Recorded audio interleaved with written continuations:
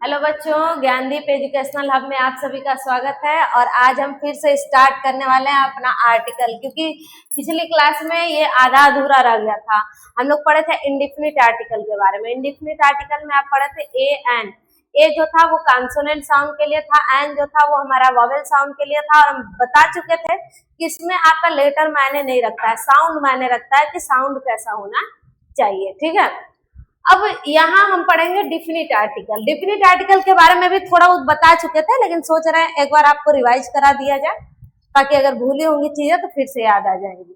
अब ध्यान दीजिए, आर्टिकल के बारे में भी बता दिए थे कि आर्टिकल 3 तरह का होता है। जो न्यूज़पेपर में आता है वो अलग आर्टिकल होता है, एक आर्टिकल माने वस्तु भी होता है, और ये आर्टिकल हमारा ए एन द वाला है इंग्लिश में जो हम पढ़ने जा रहे हैं। इसको डिफिनिट आर्टिकल बोलते हैं। क्यों? क्योंकि ये निश्चित चीजों के साथ लगता है।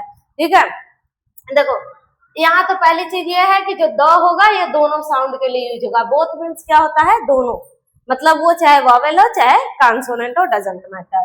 आगे क्या बोल रहा है कि ध्यान दीजिएगा, द को प्रोनाउंसिएट कैसे करना है, ये हम पिछली वीडियो में बता चुके थे। अब आप लोग बताइए, इस टी एच ई को क्या पढ़ेंगे? द पढ़ेंगे, दी पढ़ेंगे? ये हम बता चुके थे कि कब, जैसे कोई कोई व्यक्ति होता है ना टी एच ई को दी पढ़ता है, कोई होता है द पढ़ता है, तो किस सिचुएशन में होता है वो ध्यान दीजिए। बताइए इसको क्या पढ़ेंगे? ये क्या है? E and D. ये वर्ड किससे स्टार्ट हो रहा है? ई से। ई क्या है? वावेल। जब भी कोई वर्ड वावेल से स्टार्ट हो तो समझ जाइए कि हम इसका जो प्रोनाउंसिएशन है वो क्या करेंगे? डी, यानी दी एंड पढ़ेंगे। आगे देखिए, ये क्या है? T H E. ये कैसे शुरू हो रहा है? ए से, फिर से वावेल से, तो फिर अगेन इसको हम दी एप्पल पढ़ेंगे, दो एप्पल नहीं पढ़ेंगे। आगे यहाँ टी एच ई, और ये किससे शुरू हो रहा है? बी से। बी कौन सा है? कॉन्सोनेंट है। कॉन्सोनेंट से शुरू हो रहा है, तो इसी टी एच ई को अब हम द पढ़ेंगे, द बॉय पढ़ेंगे, दी बॉय नहीं पढ़ेंगे। आगे देखिए, यहाँ द मर्चेंट पढ़ोगे, क्योंकि ये क्या शुरू हो रहा है?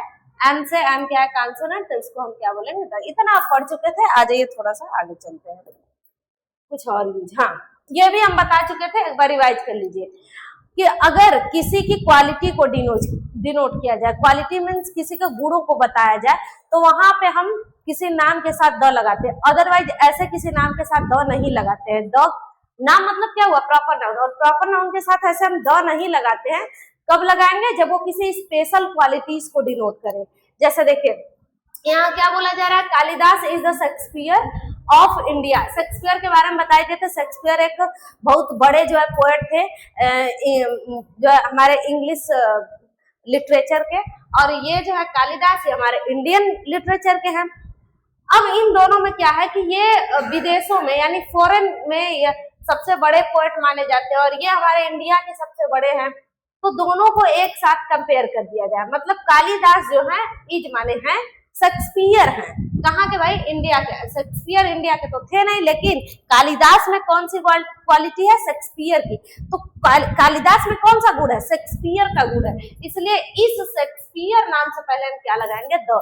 कालिदास के साथ द नहीं लगाना, क्योंकि ये कॉमन नाम हो गया। मतलब ऐसे प्रॉपर नाउन के साथ आपको द नहीं लगाना, लेकिन लगाएंगे कब? जब उसमें कोई क्वालिटी आ जाए। अब इसमें क्वालिटी आ गया किसका? शेक्सपियर का, तो इस नाम से पहले आपको द लगाना है। ठीक है, ये बात ध्यान रखिएगा। आगे दूसरा जो नियम है वो क्या कह रहा है? देखिए, second, use of definite article. अच्छा, ये तो हो ही गया ना, ये तो बता ही दिए। अच्छा देखिए, छोटा नहीं होगा, 1 मिनट रुक जाइए।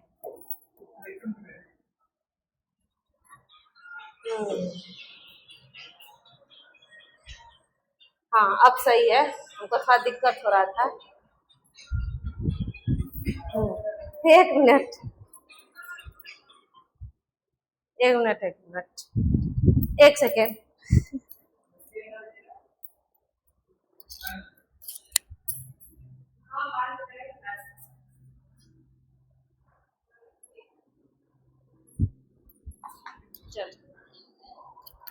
Sorry for that.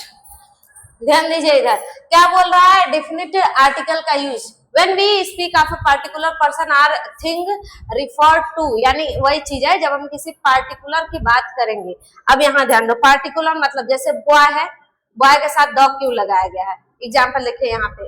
अच्छा ये एग्जाम्पल नहीं है, इसको हम फिर से समझा देते हैं, सॉरी। ध्यान दीजिए क्या बोल रहा है, the boy I met at the stadium was very intelligent. अब यहाँ क्या बोल रहा है, ये दूसरा नियम रहेगा, इसीलिए कंफ्यूजन चला जा रहा है। पहला वाला तो वो था जो क्वालिटी को डिनोट कर रहा था, जो शेक्सपियर वाला एग्जाम्पल आप पढ़े, दूसरा रूल है। तो क्या बोल रहा है कि जब किसी पार्टिकुलर मीन्स क्या होता है, विशेष, यानी लड़के तो बहुत सारे मैंने स्टेडियम में देखे, लेकिन हम उस लड़के की बात कर रहे हैं जो लड़का क्या था, इंटेलिजेंट था। तो यहाँ देखो स्टेडियम में लड़के ज्यादा थे, लेकिन पार्टिकुलर एक लड़के की बात हो रही है जिस लड़के से हम कहा मिले, स्टेडियम में, और वो लड़का क्या था, इंटेलिजेंट था। तो इसलिए इस बॉय के साथ द लगाएंगे। अब जैसे एक और एग्जाम्पल देखिए,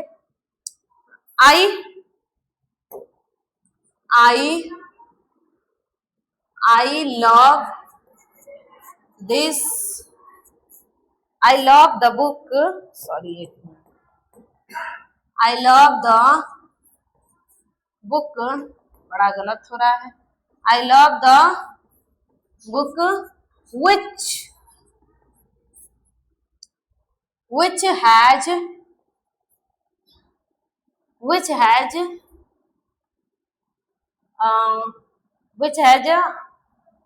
a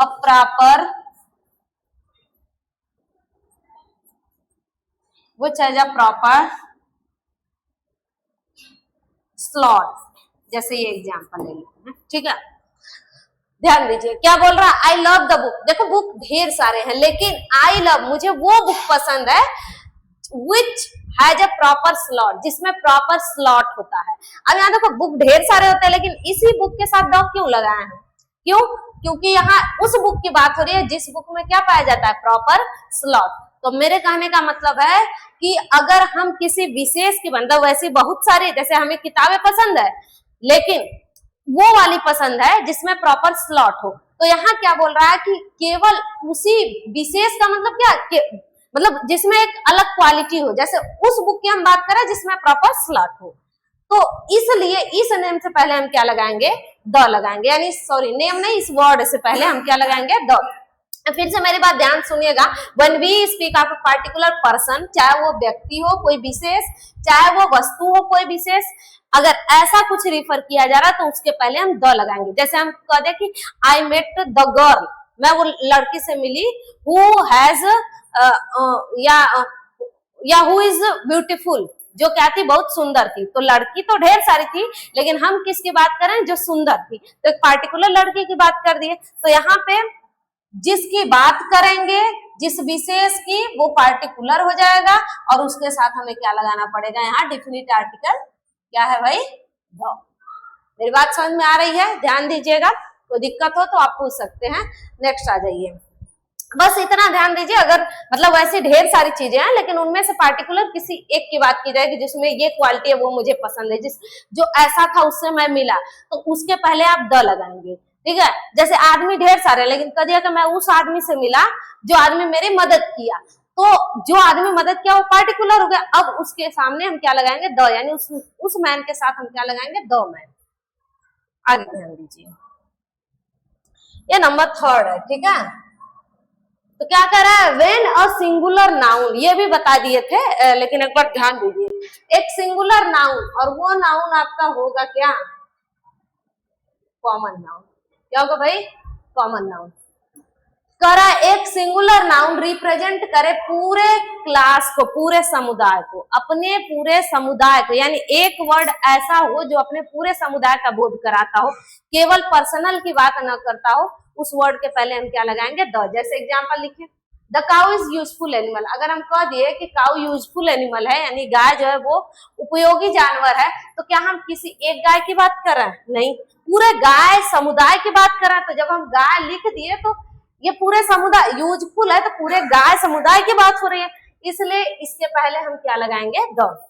यानी कोई ऐसा वर्ड जो वर्ड अपने जैसे पूरे जाति का बोध करा रहा, उसके पहले द लगाना हो। हाँ, लेकिन इसमें एग्जाम्पल है कि अगर मैन आ जाए या फिर वुमन आ जाए, इनके साथ हमें द नहीं लगाना है। यहाँ लिखे तो हैं, ठीक है, हाँ, जैसे इनके साथ हमें द नहीं लगाना है, ये ध्यान दीजिएगा। मैन होगा, वुमेन होगा, इसके साथ द नहीं लगे, ये एक्सेप्शन। एक्सेप्शन मीन्स अपवाद होता है। अपवाद का मतलब जो उस रूल को फॉलो नहीं करता है। हर जगह अपवाद आपको मिल जाएगा। जरूरी नहीं कि एक नियम जो बना है उस पर सब फॉलो हो, कोई ना कोई ऐसा वहां पे आ ही जाएगा कि जो उस रूल को फॉलो नहीं कर रहा। तो उसी में एक मैन और वुमन वर्ड है जो इस रूल को फॉलो नहीं करेगा, यानी अपने साथ द नहीं रहेगा। जैसे आप कहीं भी देखेंगे तो द मैन इज मोर्टल नहीं लिखा गया होता, मैन इज मोर्टल लिखा गया होता है। तो बाकी इन दोनों को छोड़ करके बाकी अगर कोई भी कॉमन नाउन आ रहा है जो अपने जैसे पूरे समुदाय का बोध करा रहा है, तो वहां पे हम क्या लिखेंगे, द, यानी उस वर्ड से पहले क्या यूज करना है आपको, द। जैसे और इसके एग्जांपल देख लीजिए, जैसे हाँ डॉग हो गया, तो अगर हम डॉग करें कुत्ता, तो किसी एक की तो बात कर नहीं रहा है, एक पूरे कुत्ते जाति की बात कर रहा है, तो इसके पहले हम क्या लगाएंगे, द। मेरी बात समझ में आ रही है? नेक्स्ट देखिए, हाँ नेक्स्ट नंबर है ये, विथ सर्टेन बुक। अब आप ये याद रख लीजिए, कुछ निश्चित किताबें होती हैं जिनके साथ द लगाना ही है। होली बुक्स जिनको बोलते हैं, पवित्र ग्रंथ जो होता है, जैसे बाइबल हो गया, क्रिश्चियन का होता है अपना, तो इनके साथ हम क्या लगाएंगे, द लगाएंगे। रामायण हो गया, ठीक है, इसके साथ क्या लगाएंगे, ये सब होली बुक्स हैं।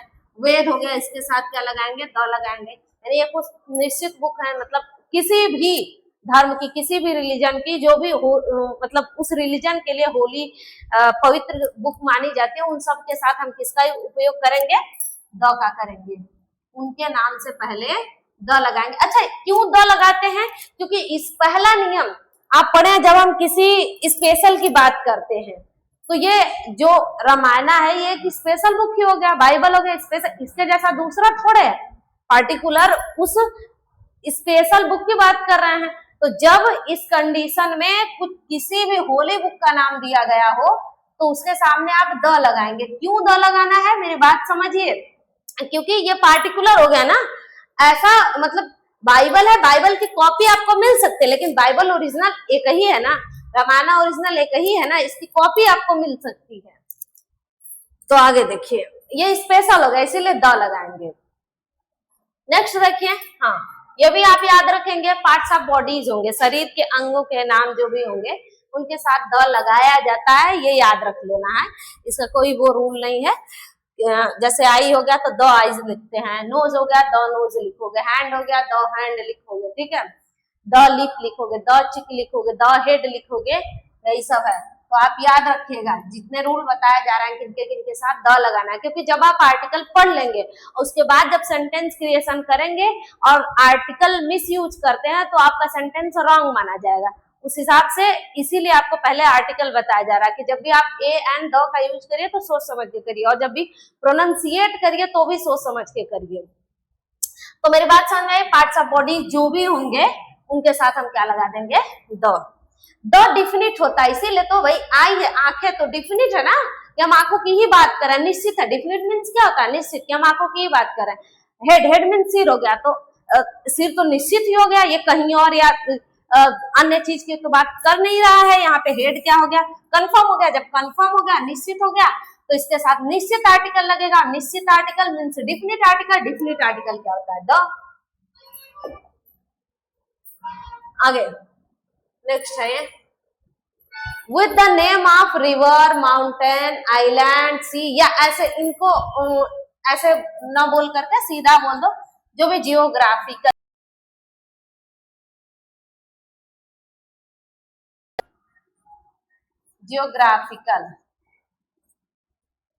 ध्यान दीजिए, जो भी जियोग्राफिकल चीजें हैं, जियोग्राफी से रिलेटेड हैं, ठीक है, उन सभी के साथ आपको द लगाना होगा। जैसे गंगा, गंगा क्या है, जियोग्राफी की ही, तो जियोग्राफी का ही पार्ट है ना, जियोग्राफी के ही अंदर आएगा हमारे, जियोग्राफी मतलब समझ रहा है, भूगोल। हिमालय क्या है, जियोग्राफी के ही अंदर आएगा। और अरबिया सी, अरब सागर जिसको बोल रहा है, तो ये भी हमारा जियोग्राफी में ही आता है। हाँ, इसके अलावा जैसे हमारा हो गया द सन, और क्या हो गया, द अर्थ, और क्या हो गया, द मून, ये सब जियोग्राफिकल बॉडी है। यहाँ पे ये भी रख लीजिएगा, जितने भी जियोग्राफिकल पिंड होते हैं, जियोग्राफिकल बॉडीज होती हैं, सूरज, पृथ्वी, चंद्रमा, ये सब क्या है, एक पिंड ही है ना, साइंस में आप पिंड बोलते हैं, बॉडी बोलते हैं, तो वही है। यहाँ पे जितने भी जियोग्राफिकल थिंग्स होंगे, जियोग्राफिकल पार्ट होंगे, उन सब के साथ आपको द लगाना है। जियोग्राफिकल बॉडीज होंगे उनके साथ द लगाना है। जैसे ये देखो जियोग्राफिकल बॉडीज है और ये क्या है आपका जियोग्राफिकल पार्ट है। जियोग्राफी के ही ये सब भाग है, इन्हीं से मिल करके ना जियोग्राफी बना हुआ है। तो इन सब के साथ आप द लगे। जियोग्राफी में जो भी चीजें आ रहे हैं उन सब के साथ क्या लगाएंगे, द लगाएंगे। आगे एक चीज और इसमें ध्यान देना है, जियोग्राफी में ही हमारा आ गया क्या, डायरेक्शन। क्या आ गया, डायरेक्शन। इसको अलग से नोट कर लीजिएगा, जो भी नंबर 6 के बाद 7 जो भी आए। जियोग्राफी में ही हमारा क्या आएगा, डायरेक्शन। अगर डायरेक्शन नेम दिए हैं तो डायरेक्शन नेम के पहले मैंडेटरी आपको द लगाना ही है, अदरवाइज सेंटेंस आपका रॉन्ग माना जाएगा। डायरेक्शन में जैसे ईस्ट हो गया तो केवल ईस्ट नहीं लिखेंगे आप, इसके पहले क्या लगाएंगे, द। वेस्ट हो गया तो वेस्ट नहीं लिखना, क्या लगाएंगे, द लगाएंगे। तो ईस्ट वेस्ट नॉर्थ साउथ जो कहते थे अब उसको बोलेंगे the east, the west, the north, the south. बात समझ में आ गई। जियोग्राफिकल बॉडीज, जियोग्राफिकल पार्ट्स जो हैं और डायरेक्शन जो है, इन सब के साथ आप क्या लगाइएगा, definite article. Definite article means the हो जाएगा। आगे हमारा है ये विथ सुपरलेटिव डिग्री। ये तो जानते ही हो, एडजेक्टिव में सुपरलेटिव डिग्री बताए थे, यहाँ पे रिवाइज नहीं कराएंगे। अगर आपको नहीं मालूम है तो जाके एडजेक्टिव वाला वीडियो देख लीजिए, कंफर्म हो जाएगा। तो सुपरलेटिव डिग्री जो भी होते हैं उन सब के साथ हम द लगाते ही हैं, बस इतना दिमाग में रखिए। इसके अलावा इसका कोई रूल नहीं है। यानी जैसे क्या हो गया, अब यहाँ ध्यान दो, डिग्री पहले खोजो। डिग्री क्या है, डिग्री क्या था बताए थे, डिग्री एडजेक्टिव का ही पार्ट था, तो एडजेक्टिव ढूंढो क्या है। एडजेक्टिव यहाँ क्या है, बेस्ट, सबसे अच्छा। सबसे अच्छा किसकी क्वालिटी बता रहा है, लड़के की। लड़का, लड़का क्या है, नाउन। जो नाउन के बारे में बताएगा वही तो हमारा एडजेक्टिव होगा, वही हमारा एडजेक्टिव होगा। अब ये एडजेक्टिव का तीसरा पोजीशन है। कौन सा पोजीशन है, तीसरा। और एडजेक्टिव के तीसरे पोजीशन को ही हम क्या बोल रहे थे, सुपरलेटिव डिग्री। क्या बोला जा रहा था भाई, सुपरलेटिव डिग्री। तो अब ये सुपरलेटिव डिग्री है, यहाँ लिखा क्या गया, सुपरलेटिव डिग्री के साथ आपको क्या लगाना है, द। बात समझ में आ रही है ना। तो सुपरलेटिव डिग्री से पहले क्या लगा है, द। ध्यान दीजिए, गुड, बेटर, बेस्ट। तो बेस्ट सुपरलेटिव डिग्री है, द लग गया। और जैसे देख लीजिए, मान लीजिए हम कह दिए he is cleverest, CELEVEREST, he is cleverest. ये क्या जगह हम थोड़ा सा सी कर लेते हैं या रहने देते हैं, आपको समझना ही समझ लेंगे। He is cleverest boy. अगर इस तरह सेंटेंस लिख देते तो आपका एक ग्रामेटिकली एरर है इसमें। क्यों, क्योंकि आप द का यूज पढ़ रहे हैं और द के यूज में बोला गया सुपरलेटिव डिग्री। सुपरलेटिव डिग्री से पहले आपको क्या लगाना पड़ेगा। अब क्लेवर क्या है, एडजेक्टिव, EST लगा है, समझ जाओ ये क्या है, सुपरलेटिव डिग्री है। क्लेवर, क्लेवरर, क्लेवरेस्ट, कुछ वर्ड कुछ एडजेक्टिव होते हैं जिनमें ER जोड़ के कंपैरेटिव डिग्री बनाते हैं, EST जोड़ के सुपरलेटिव डिग्री बनाते हैं। जब डिग्री पढ़ेंगे तो फॉर्मेशन बताया जाएगा कैसे बनता है। फिलहाल बस आप आर्टिकल पर फोकस करिए कि अगर सुपरलेटिव डिग्री है, थोड़ा बहुत भी अगर आपको नॉलेज है, पहचान पा रहा है कि सुपरलेटिव डिग्री है, तो इससे पहले आप क्या लगा दीजिए, द। यानी he is the cleverest boy. बात में समझ में आ रही है। जैसे अगर इंटेलिजेंट है तो इंटेलिजेंट का क्या होता है, इंटेलिजेंट का पॉजिटिव तो मान लो इंटेलिजेंट ही है क्योंकि वो एडजेक्टिव खुद है अपने आप में। फिर उसके बाद कंपैरेटिव रहेगा तो मोर इंटेलिजेंट हो जाएगा, सुपरलेटिव रहेगा तो मोस्ट इंटेलिजेंट हो जाएगा। और जब मोस्ट इंटेलिजेंट यूज करेंगे तो उसके पहले द मोस्ट इंटेलिजेंट लगाएंगे, ठीक है। तो डेफिनेट आर्टिकल का एक यूज है सुपरलेटिव डिग्री के साथ। नेक्स्ट देखिए, हाँ, ऑर्डिनल नंबर। देखो नंबर दो होते हैं, एक कार्डिनल होता है, एक ऑर्डिनल होता है। जो 1 2 3 4 पढ़ते हैं हम, ऐसे जो लिखते हैं 1 2 3, ये कार्डिनल नंबर होता है। और ये जो होता है एक ऑर्डिनल नंबर होता है। ऑर्डिनल नंबर जैसे कहते हैं ना, मैं क्लास में फर्स्ट आया, सेकेंड आया, थर्ड आया, लास्ट आया, तो फर्स्ट सेकेंड थर्ड ये जो होता है, ये सब फर्स्ट सेकेंड थर्ड फोर्थ, ये सब जो होता है, और लास्ट, इस तरह से जो आते हैं नंबर, ये भी नंबर को ही ना डिनोट कर रहा है। फर्स्ट मतलब पहले नंबर पर, सेकंड मतलब दूसरे नंबर पर, थर्ड मतलब तीसरे नंबर पर, ये भी नंबर को ही डिनोट कर रहा है, तो इसीलिए इनको नंबर बोलेंगे। लेकिन कौन सा नंबर बोलेंगे, कार्डिनल नंबर बोलेंगे, याद रखिएगा। और ये 1 2 3 को ऑर्डिनल नंबर बोलते हैं, सॉरी उल्टा बोल दिया, ये ऑर्डिनल नंबर, ये कार्डिनल नंबर हो जाएगा, ठीक है। तो जो भी ऑर्डिनल नंबर होंगे उनके पहले द लगाना है, याद रखिए। फर्स्ट, केवल फर्स्ट नहीं, क्या लिखोगे, द फर्स्ट। क्यों? क्योंकि ये ऑर्डिनल नंबर है। सेकेंड नहीं, केवल इसके साथ द जोड़ दो, the second chapter, the first chapter, the last chapter. ठीक है, तो मेरे ख्याल से बात समझ में आ रही होगी कि ऑर्डिनल नंबर के साथ द लगाते हैं, ऑर्डिनल नंबर के साथ ऐसा कुछ नहीं है, आर्टिकल नहीं लगाते हैं। ठीक है, आगे देख लीजिए अगला रूल। ये बहुत इंपॉर्टेंट है, ध्यान दीजिए, यहाँ बता दे रहे हैं। मेरे ख्याल से कुछ बच्चों को समझ में आएगा, कुछ बच्चों को नहीं आएगा, फिर भी प्रयास करेंगे। समझ लीजिए कि आगे जब डिग्री पढ़ेंगे तो ये चीज बेहतर हो जाएंगी। फिलहाल आर्टिकल पढ़ रहे हैं तो बताना जरूरी है, इसलिए इसको समझने का प्रयास करिएगा। अगर समझ नहीं सकते तो इसको याद कर लीजिएगा, आगे जब पढ़िएगा तो ये क्लियर हो जाएगा। क्या बोल रहा है, समटाइम कंपैरेटिव डिग्री, कभी कभी कंपैरेटिव डिग्री के साथ भी हम किसका यूज कर लेते हैं, यहाँ लिखा गया किसका यूज करते हैं, द का, कंपैरेटिव डिग्री। अब जैसे गुड है, ठीक है, तो गुड का कंपैरेटिव क्या हुआ, बेटर, और सुपरलेटिव क्या था, बेस्ट।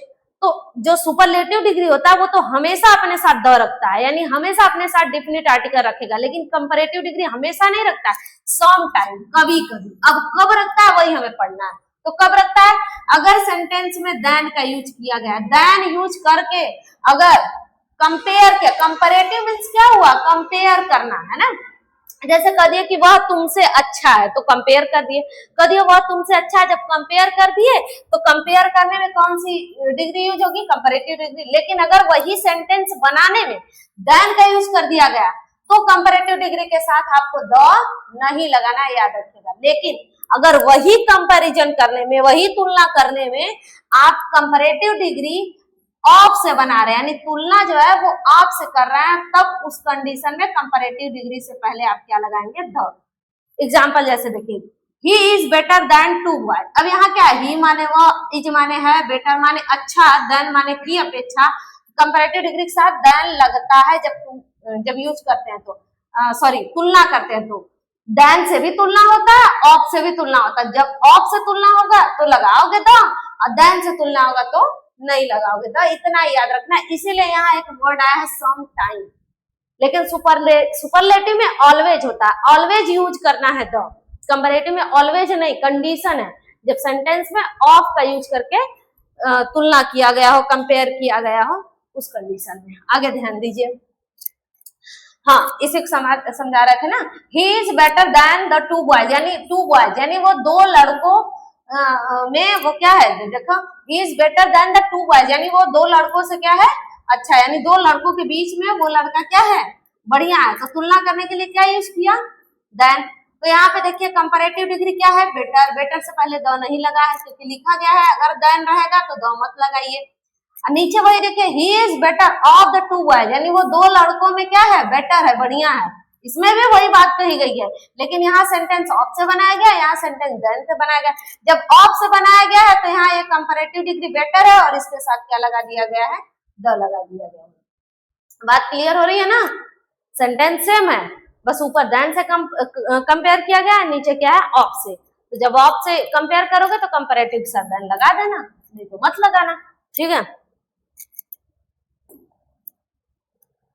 हाँ आगे देखिए, ये कुछ स्पेशल रूल्स हैं जो आपको याद रखने हैं कि आर्टिकल जो होते हैं वो, चाहे कोई भी आर्टिकल हो, चाहे ए हो, एन हो, कोई भी हो, जो आर्टिकल होते हैं are not used with organisations या इंस्टीट्यूशंस। जो भी इंस्टीट्यूशंस होते हैं या जो भी ऑर्गेनाइजेशंस होते हैं उनके साथ हम ए एंड द का यूज नहीं करते, हाँ लेकिन करते हैं तो कुछ उसकी स्थितियां हैं। अब कौन सी स्थितियां, ध्यान दीजिए। पहले तो ये देखिए, जैसे स्कूल प्राय बच्चे जब सेंटेंस बनाते हैं छोटे क्लास में रटा दिया जाता है, ही गोज द स्कूल लगा देते हैं, द जहां मन तहां लगा देते हैं। लेकिन यहाँ बोल रहा है कि जो ऑर्गेनाइजेशन या इंस्टीट्यूशंस रहेंगे उनके साथ आपको द नहीं लगाना है, जैसे school, college, temple, church, jail, इन सब के साथ आपको क्या करना है, द का यूज नहीं करना। हाँ यूज करना है, अब वो अलग कंडीशन, जैसे यहाँ मैं समझा रही हूँ, देखो क्या बोल रहा है, he goes temple for prayer, वो जाता है टेम्पल, मंदिर, फॉर प्रेयर, प्रार्थना करने के लिए या पूजा के लिए, वो पूजा के लिए मंदिर जाता है। और नीचे देखिए क्या करा, ही वेंट द टेम्पल, वो मंदिर गया था, पास्ट है ना, वेंट है, देखिए वह मंदिर जाता था या वो मंदिर गया किसके लिए? फॉर रिपेयरिंग, रिपेयर करने के लिए, ब्रोकन गेट, टूटी हुई गेट को, वो टूटी हुई गेट को रिपेयर करने के लिए मंदिर गया। अब यहाँ पर टेम्पल के साथ द लगा है जबकि यहाँ पे नहीं लगा है।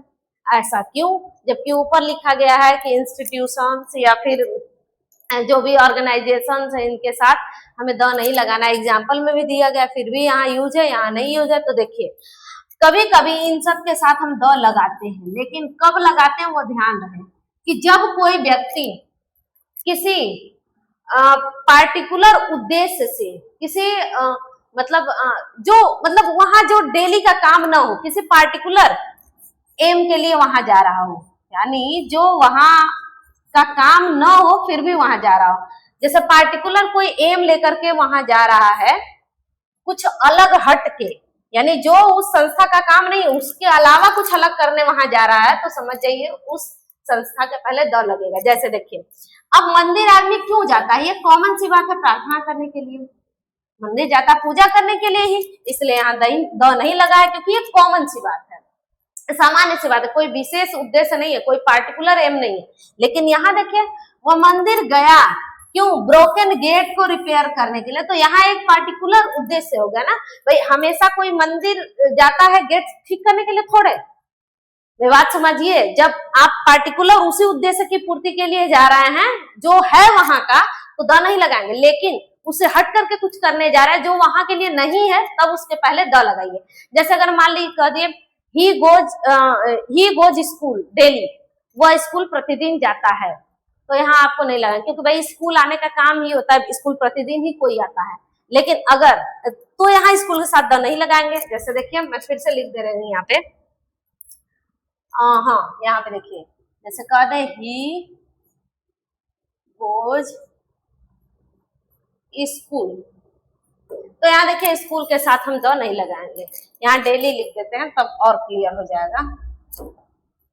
डेली देखिए वह प्रतिदिन स्कूल जाता है, तो स्कूल तो प्रतिदिन ही जाया जाता है, तो इसमें स्कूल जो है कुछ यहाँ स्पेशल नहीं बताया गया है, इसमें द लगाने की कोई आवश्यकता नहीं है। अब लेकिन अगर यही हम कुछ हट के कर दें स्कूल के साथ, जैसे कह दें कि my brother went the school for pay my fee। अब यहाँ ध्यान दीजिए, ये सेंटेंस दिख रहा है ना? ठीक है, इसका मैं कलर चेंज कर लूं, सेम सेम कलर हो जा रहा है, ठीक है। देखिए अब ये सेंटेंस ध्यान दीजिए, क्या बोल रहा है? My brother went the school. अब यहाँ स्कूल के साथ हमने क्या लगा दिया बताइए? द लगाए। क्यों लगाए? सेंटेंस को पूरा पढ़िए और इसका सेंस निकालिए।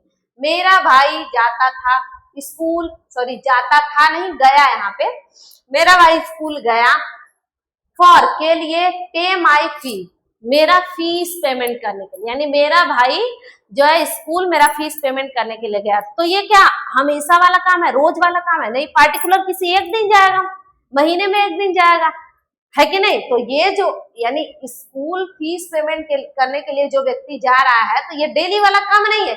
इसीलिए माई ब्रदर के स्कूल जाने पर स्कूल से पहले हम क्या लगाएंगे? द। यहाँ क्यों? क्योंकि उसका जो काम है वो फीस पेमेंट करने का, फीस पेमेंट करने का काम डेली थोड़े है, इसीलिए स्कूल से पहले यहाँ क्या लगाइएगा? द लगाइएगा। मेरी बात समझ में आ रही है? अब जैसे हम मान लीजिए कह दिए कि मान लीजिए एक एग्जाम्पल यहाँ क्या दिया है, जेल। अगर हम कह दिए the criminals sent for the jail, ऐसे बोल दिए the criminals sent for the jail, यानी क्रिमिनल को क्या किया गया? जेल के लिए बुलवाया गया, ठीक है, या लाया गया पकड़ के, ऐसे समझ लीजिए। तो यहाँ पे द नहीं लगाएंगे, क्रिमिनल सेंट फॉर जेल। लेकिन अगर वही, क्योंकि क्रिमिनल का काम ही है जेल जाना, ये एक सामान्य सी बात हो गई। लेकिन अगर इसी के जगह हम मान लीजिए लिख दिए कि my father visit my father visited the jail. My father visited the jail for new experiences. यानी मेरे पिताजी जेल विजिट किए कुछ नए अनुभव के लिए. My father visited the jail for new experience. अब यहाँ मेरे पिता जेल में गए कुछ एक्सपीरियंस लेने, भाई वहां कैदियों का जीवन कैसा है, कैसे रहते हैं, कैसी व्यवस्थाएं हैं, इस तरह से देखने के लिए. तो उस कंडीशन में जेल से पहले द लगाइए, क्योंकि माई फादर जेल ये कोई पार्टिकुलर ये कोई यूजुअल हमेशा होने वाला काम थोड़ा है कि मेरे पिताजी हमेशा जेल जाएंगे. हमेशा जेल जाने का काम किसका है? क्रिमिनल का, थीप का, इस तरह से. तो यहाँ पे याद रखना है कि इनके साथ सामान्य रूप से द नहीं लगेगा. लगेगा कब? जब इनका यहाँ पे आप जा रहे हैं किसी एक विशेष उद्देश्य के लिए जो वहां हमेशा नहीं होता है. ठीक है, मेरी बात समझ में आ गई होगी. नहीं आया होगा तो वीडियो को 2-3 बार ध्यान से देखिएगा, समझिएगा. आई होप जरूर समझ में आएगा, क्योंकि बहुत शिद्दत से पढ़ा रहे हैं इसको. आगे देखिए. तो ये वाला हो ही गया. हाँ, इसके कुछ और रूल्स हैं, देख लीजिए. हाँ, इसके कुछ 11th 12th में प्रायः जो है ये बच्चे पढ़ते हैं. द का कुछ अलग अलग स्पेशल रूल्स होते हैं द के. जैसे देखिए यहाँ पे एक एग्जांपल लेते हैं और हम समझाते हैं.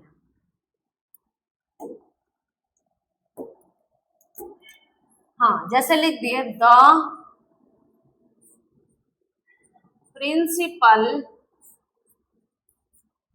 एंड द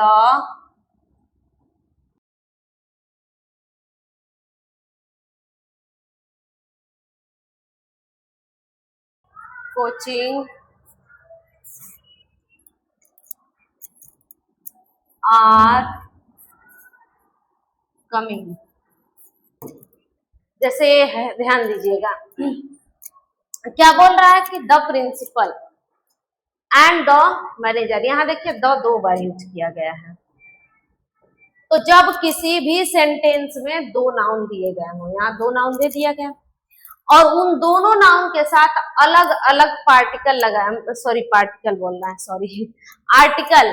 ठीक है, अगर किसी सेंटेंस में 2 नाउन दे रखे गए हैं और उस दोनों नाउन के साथ आर्टिकल का यूज किया गया, जैसे देखिए प्रिंसिपल के साथ भी द है और यहाँ मैनेजर के साथ भी द, तो समझ जाइए कि वहां 2 अलग अलग व्यक्तियों की बात हो रही है. अब जैसे यहाँ बोल दिया ना, द प्रिंसिपल यानी प्रधानाचार्य एंड द मैनेजर, और मैनेजर प्रबंधक, यानी 2 अलग है, प्रिंसिपल अलग है और मैनेजर अलग है. ऑफ माई कोचिंग मेरे कोचिंग के, आर कमिंग आ रहे हैं. तो जब द का यूज अलग अलग दोनों यानी दोनों नाउन के साथ अगर किया जा रहा है, समझ जाइए कि वो दोनों अलग अलग व्यक्ति हैं. और जब दोनों अलग अलग व्यक्ति हो गए तो 2 व्यक्ति हो गए.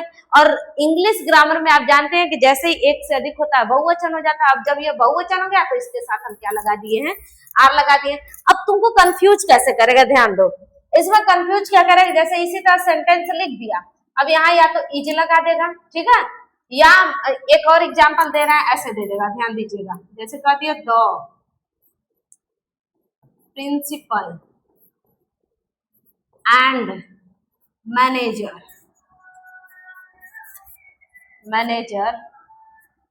ऑफ माई कोचिंग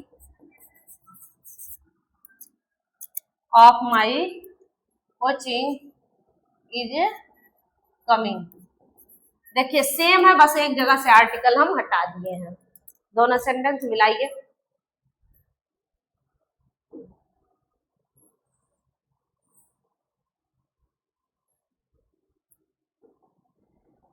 देखिए यहाँ पे ध्यान से क्या बोल रहा है यहाँ पे कि प्रिंसिपल एंड मैनेजर. अभी बोले हैं कि अगर दोनों नाउन के साथ अलग अलग आर्टिकल लग रहा है मतलब 2 व्यक्ति, यानी उस कोचिंग के मैनेजर और प्रिंसिपल दोनों अलग अलग है. जब 2 हो गया, प्लूरल हो गया तो आर लग गया. यानी जब प्लूरल हो जाएगा तो प्लूरल रूल फॉलो करेगा. सीधी इस बात समझिए, जरूरी नहीं कि आर लगेगा. जो टेंस रहेगा उस टेंस के अकॉर्डिंग बिहेव होगा.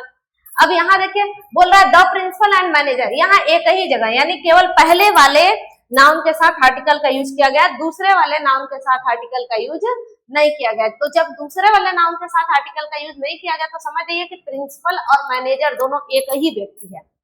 यानी अगर एक ही व्यक्ति के लिए 2 उपाधियां दी गई हो, मेरी बात ध्यान से, एक ही व्यक्ति के लिए 2 स्थान दिए गए हो, तो उस कंडीशन में पहले वाले के साथ द लगाइए, दूसरे वाले के साथ द नहीं लगाइए। अगर दूसरे वाले के साथ द नहीं लगा रहा है तो समझ जाइए एक ही व्यक्ति की बात कर रहे हैं। जब एक ही व्यक्ति की बात कर रहा है तो ये जो पूरा हमारा सब्जेक्ट क्या हो गया, सिंगुलर। जब सब्जेक्ट सिंगुलर हो गया तो इस सेंटेंस को जब बनाएंगे तो हम सिंगुलर बिहेव करेंगे, यानी जैसा सब्जेक्ट होगा वैसा वर्ब आएगा। तो सब्जेक्ट सिंगुलर है तो सिंगुलर क्या आएगा यहाँ पे, वर्ब इज कमिंग। लेकिन एग्जाम में क्या करेगा कि आपको यहाँ इज न दे करके आर देगा और आपके दिमाग में चलेगा भाई प्रिंसिपल मैनेजर दो व्यक्ति है तो यहाँ आर लगा दे, लेकिन होगा नहीं। आपको ध्यान देना है आर्टिकल पर। आर्टिकल दो रहेगा तब समझ जाइए दो व्यक्ति को डिनोट कर रहा है। आर्टिकल एक ही है इसका मतलब वो क्या है, कोई पार्टिकुलर एक ही व्यक्ति की बात कर रहा है। अगर आर्टिकल दोनों है तो समझिए दो, आर्टिकल एक ही है समझिए एक ही व्यक्ति को डिनोट कर रहा है। तो मेरी बात समझ में आ रही कि नहीं समझ में आ रही? नहीं समझ में आएगा तो कमेंट करिएगा, देखा जाएगा नेक्स्ट वीडियो में उसका सॉल्यूशन हम डालेंगे, है ना। कुछ एग्जांपल्स करा दे ताकि आपका पूरा जो आर्टिकल है वो रिवाइज हो जाए, डिफिनिट से लेकर के इनडिफिनिट, ठीक है। चलिए हाँ देखिए कुछ एग्जांपल्स हम ले लेते हैं। पार्ट्स ऑफ बॉडी बता ही दिए हैं, डायरेक्शन। हाँ कुछ एक और नियम है, ध्यान दीजिएगा, यहाँ पे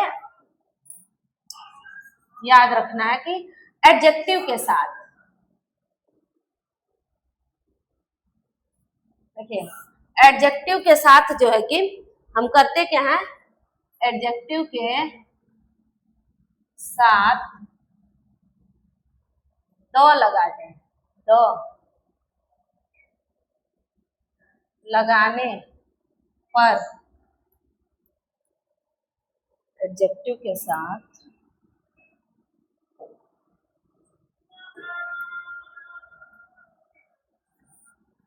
समझ में आ रहा है ना, ठीक है।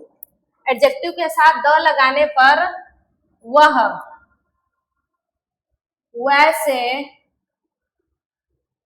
पूरे क्लास का बोध कराता है। देखो जैसे एग्जाम्पल लिखिएगा, अगर हम लिख दिए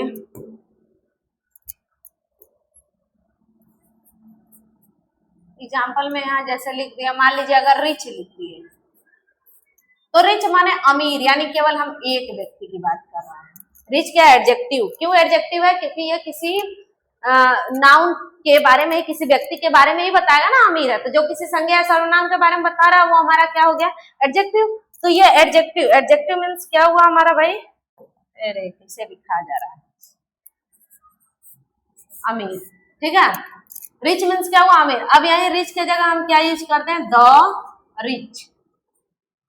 जब द रिच लिख दिया तो मतलब एक व्यक्ति नहीं, पूरे, यानी जितने लोग अमीर हैं सबकी बात करिए, यानी ये प्लूरल फॉर्म दिखाएगा, एडजेक्टिव का प्लूरल फॉर्म हो जाएगा। मेरी बात समझ में आ रही है ना। जैसे यहाँ पे देखिए अगर हम लिख दिए, यानी रिच लिख रहे हैं तो समझिए किसी एक व्यक्ति की बात कर रहा है। द रिच लिख दिया तो मतलब सभी अमीरों की बात हो गई, ठीक है, यानी सभी अमीर हो गए, हो गया नहीं, सभी अमीरों की बात हो रही है,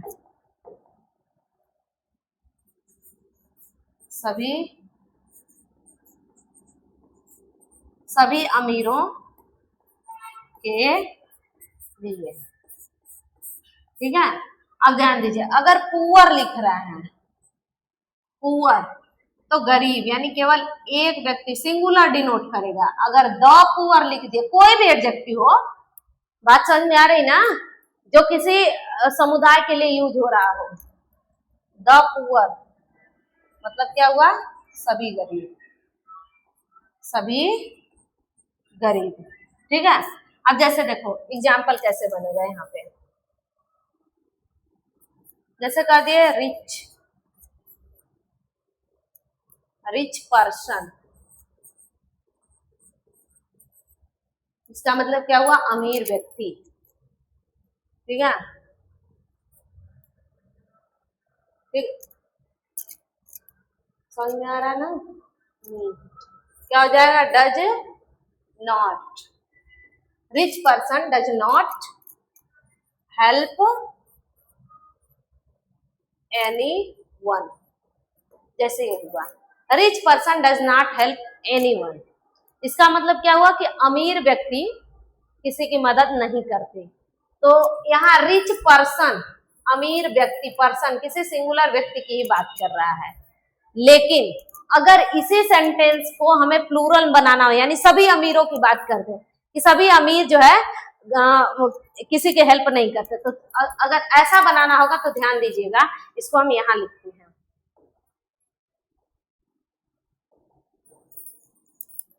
देखिएगा, अच्छा यहाँ ध्यान दीजिए। देखिए क्या हुआ, the rich person does not help anyone, यानी अमीर व्यक्ति किसी की मदद नहीं करता है, केवल एक अमीर की बात हुई। अगर सभी अमीरों की बात करते कि अमीर किसी की मदद नहीं करते, तो यहाँ पे कैसे बनाते, क्या लिखते, रिच। अब आप लोग के अकॉर्डिंग पहले बता रहे हैं, आप लोग ऐसे करोगे, रिच पर्सन्स यानी अमीर व्यक्तियों, इसको प्लूरल बना दोगे। जबकि प्लूरल इसको नहीं बनाना है, पूरे समुदाय को दिखाना, तो इसको प्लूरल बनाओ। इसको प्लूरल बनाना है तो क्या लिखोगे, द रिच। और जब द रिच लिख दिया तो इसका मतलब सभी अमीर व्यक्ति की ही बात हो रही है। अब यहाँ पर्सन भी लिखने की जरूरत नहीं है, तो द रिच। अब फिर क्या लिख दोगे, अब ये प्लूरल हो गया, सभी अमीरों की बात हो गई ना।